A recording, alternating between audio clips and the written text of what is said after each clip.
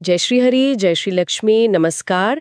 आज हम एक दिलचस्प स्रोत पर बात कर रहे हैं। ये एकादशी तिथि के नियमों और मान्यताओं से जुड़ा है। मतलब इसमें बताया गया है कि इस दिन क्या करें, क्या न करें, ताकि जीवन में पुण्य फल मिले। तो चलिए इस जानकारी को जरा खोलते हैं, देखते हैं कि एकादशी का क्या महत्व बताया गया है इसमें। जी बिल्कुल। हिंदू धर्म में तो एकादशी तिथि भगवान विष्णु को समर्पित है, बहुत पवित्र मानते हैं इसे।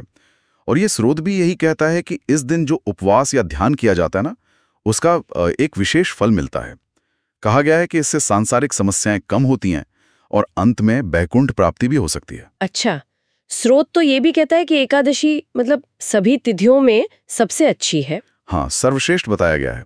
और इस दिन व्रत, जप, तप अगर करें तो जीवन की जो दिक्कतें हैं वो दूर होती हैं। और ये जन्म मृत्यु के बंधन से मुक्ति वाली बात भी है। जी बिल्कुल, उस बंधन से मुक्ति मिलने की बात भी कही गई है। अच्छा, तो क्या खास करने को कहा गया है इस दिन व्रत के अलावा? हाँ, इसमें एक दिलचस्प बात है। रात में सोने की बजाय भगवान विष्णु के भजन या मंत्र जाप, आरती करने पर जोर है। उनकी प्रतिमा के सामने जागरण करना, ऐसा करने से कहते हैं विष्णु जी की कृपा मिलती है। और जीवन में उन्नति होती है। ये तो काफी डेडिकेशन चाहिए इसके लिए। हाँ, समर्पण तो है। और जैसे कुछ करने वाली बातें हैं, वैसी कुछ चीजें हैं जिनसे बचने को कहा गया है सख्ती से। स्रोत के हिसाब से इन नियमों का पालन बहुत जरूरी है। हाँ, और ये जो नहीं करने वाली लिस्ट है वो भी काफी लंबी है, खासकर खाने पीने को लेकर। हाँ। सबसे पहले तो चावल। हाँ। कहा है कि एकादशी पर चावल तो बिल्कुल नहीं खाना, चाहे व्रत रखा हो या ना रखा हो। जी। और स्रोत में एक कथा भी ऐसे जुड़ी कि अगर कोई चावल खा ले तो वो अगले जन्म में रेंगने वाले जीव की योनि में जाता है। अरे हाँ, हालांकि ये भी लिखा है कि द्वादशी को चावल खाने से फिर उस योनि से मुक्ति भी मिल जाती है। अच्छा, ये तो काफी अजीब बात है। और चावल के अलावा भी हैं, जैसे मसूर की दाल, चना, उड़द, गोभी, गाजर, शलजम, पालक का साग, ये सब भी मना है। तो मतलब खान पान में काफी सात्विकता, शुद्धता पर जोर है। बिल्कुल। और सिर्फ खाना ही नहीं, दूसरे काम भी हैं। जैसे दातुन या मंजन करना, वो भी मना बताया गया है। अच्छा, दातुन भी नहीं? जी। और व्यवहार में भी संयम, क्रोध करना, झूठ बोलना, चुगली, दूसरों की बुराई करना, इन सब से बचने को कहा है।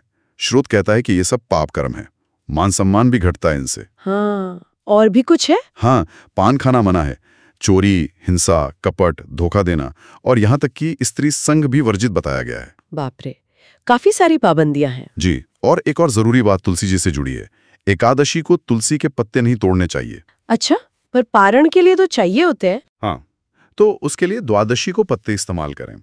लेकिन स्रोत कहता है कि व्रती खुद न तोड़े, घर का कोई और सदस्य जिसने व्रत न किया हो वो तोड़ सकता है। अच्छा, तो इन सब के पीछे कारण क्या बताया है? मतलब क्यों है ये सब नियम? देखिए, स्रोत के नजरिए से तो ये है कि अगर ये नियम नहीं माने तो पाप लगता है और भगवान विष्णु नाराज हो सकते हैं। मूल उद्देश्य यही लगता है कि तन और मन दोनों शुद्ध रहें, नकारात्मकता से दूर रहें और पूरा ध्यान भक्ति पे लगा सकें। तभी तो इसे मोक्षदायिनी तिथि कहा गया है, मतलब जो मोक्ष की तरफ ले जाए। तो कुल मिलाकर इस स्रोत का सार ये हुआ कि एकादशी एक ऐसा दिन है जब अपने खान पान से लेकर व्यवहार तक हर चीज में अनुशासन रखना है और पूरी तरह से भगवान विष्णु की भक्ति में लीन होना है। बिल्कुल। और एक बहुत बहुत महत्वपूर्ण बात जो स्रोत आखिर में कहता है कि अगर कोई भूल हो जाए, गलती से कुछ हो जाए, तो माफी मांग लेनी चाहिए। और साथ ही ये जो अच्छी आदतें हैं, सच बोलना, गुस्सा न करना, दूसरों का भला सोचना, इन्हें सिर्फ एकादशी तक नहीं रखना। अच्छा, मतलब हमेशा के लिए अपना लेना चाहिए। हमेशा के लिए जीवन में उतार लेना चाहिए। और यहीं से एक गहरा सवाल भी मन में आता है। क्या?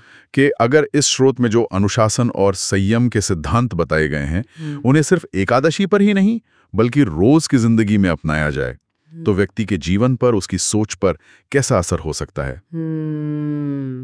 हाँ, ये वाकई सोचने वाली बात है। तो आज की इस गहन चर्चा के लिए बस इतना ही। उम्मीद है एकादशी से जुड़ी ये जानकारी जो हमें इस स्रोत से मिली वो आपको रोचक और विचारणीय लगी होगी। अगली बार फिर मिलेंगे एक नए विषय और कुछ नए स्रोतों के साथ। नमस्कार।